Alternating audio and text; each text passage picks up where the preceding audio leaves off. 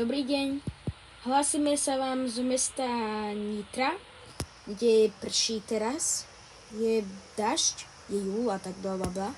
Chceme vám povedať, že nech sa učíte šojkovčinu, lebo keď sa nebudete učiť šojkovčinu, budete veľmi pochňapaní. Budete chňapaní. Učte sa šojkovčinu, aby ste boli múdri a neboli by ste uchňapaní, jak vidíte. Napríklad niekto, keď sa neučí šojkovčinu, je na tom fakt zle. Takže učte sa šojkovčinu, buďte všetci šťastní, že sa budete učiť šojkovčinu a so šojkou vám to dá veľký zmysel. Šojka bude veľmi rada, budete mať všetko, budete mať potlesk.